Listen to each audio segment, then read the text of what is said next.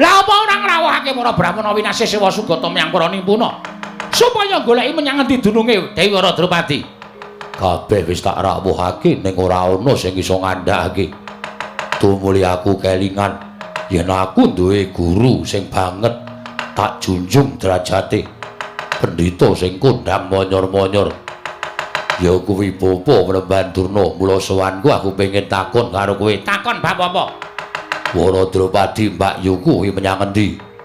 Yen kowe iso ngandhakake tak anggep kowe guruku tenan. Yen ora iso ngandhakake, wah aku isin duwe guru kaya kowe.